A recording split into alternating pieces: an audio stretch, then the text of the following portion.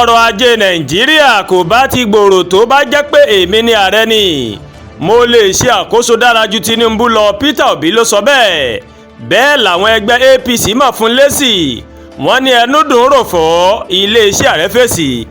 Oludije Sipo Aare lẹ́gbẹ́ òṣèlú Labour Party níbi ètò ìdìbò ọdún 2023 Peter Obi ó mà ti ju òkú ọ̀rọ̀ lu ìṣèjọba ààrẹ Bola Ahmed Tinubu pé wọn kò kójú òṣùwọ̀n láti ṣe àwọn ètò tí yóò mú ọrọ̀ ajé orílẹ̀-èdè wa Nàìjíríà gbòòrò. Peter Obi ó mà sọ̀rọ̀ yìí níbi ìfọ̀rọ̀wérọ̀ kan tó mà ṣe pẹ̀lú iléeṣẹ́ ìròyìn Arise News ní ọjọ́ ìṣẹ́gun Tuesday. Ó ní kò yẹ kí Tinubu kó ti gbé ìgbésẹ̀ tó gbé o lórí owó náírà nígbà tí Nàìjíríà kò tí ì máa pèsè àwọn ọjà tó bó mà ṣe yẹ. Ó mà sọ pé gbèsè tí Nàìjíríà ń gbà ó ti pọ̀ jù àti pé o iye tí wọ́n fi ń san owó náà padà ó mà ju iye tí ìjọba fẹ́ máa ná sí ẹ̀ka ètò ẹ̀kọ́ àti ìlera lọ o.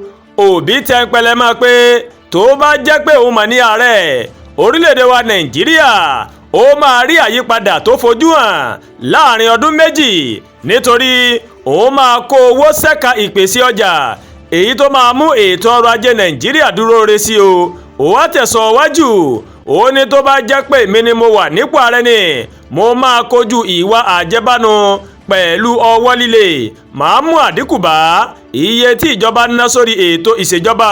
Bákan náà ó ní màá ná àwọn owó tí mo bá yá sí o. Bákan náà ó mà ló mà bu ẹnu àtẹ́lu iye owó orí táwọn èèyàn àti iléeṣẹ́ ń san lábẹ́ ìṣèjọba Tinubu.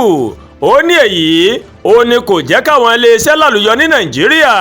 Ó wá sọ wípé o kò sí iléeṣẹ́ tó máa fẹ́ dúró ní Nàìjíríà nígbàtí wọ́n bá ń san owó tó lé ní ìdá 40 ìyẹn 40%, àti pé o èyí mà ló ṣokùnfà ìdá táwọn iléeṣẹ́ tó ń pèsè ọjà kò fi tó nǹkan kan mọ́ ní Nàìjíríà. Ó ní gbèsè tó wà lọ́rùn Nàìjíríà ó máa ń dákún bí ètò ọrọ̀ ajé bó ṣe ń dẹnu kọlẹ̀.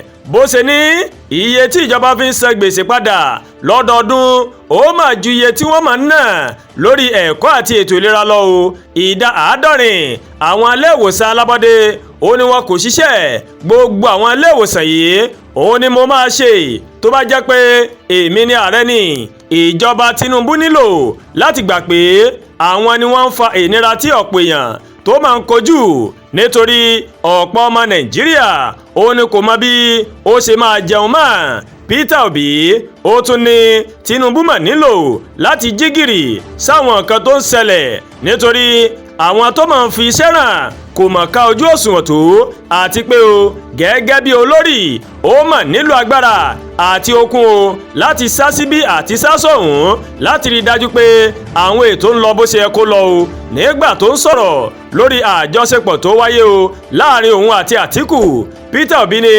ìgbésẹ̀ náà máa ń wáyé fún ìlọsíwájú Nàìjíríà ni.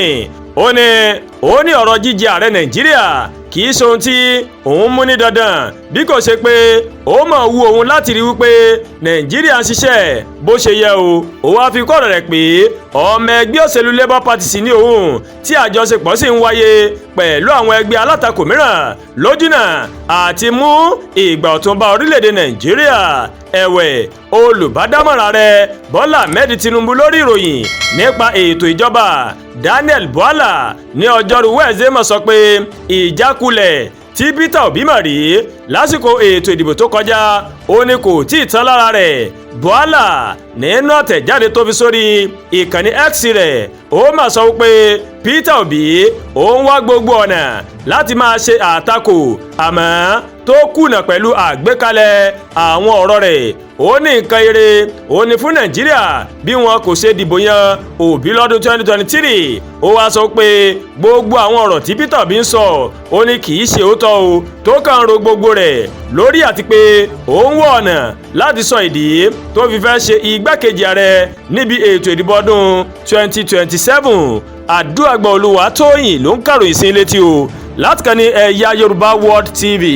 Bẹ́ẹ̀ ṣe ń wò wá ẹ máa bá wa like ẹ máa share ẹ máa comment ẹ má wá gbàgbé o láti bá wa subscribe sórí YouTube channel wa kẹ́ wá bá wa tẹ notification bell láti lè máa màwé ètò alọ́kòójọ̀kan tó bá ti gorí ìkànnì yìí. akú àtàárọ̀ akúṣẹ́ tòní ọlọ́run ọba tó máa ń dégbìyànjú ẹ̀dá ládé yóò dégbìyànjú ẹnì kọ̀ọ̀kan wa ládé o ẹ ṣé tẹ̀ ń tẹ̀lé wa o.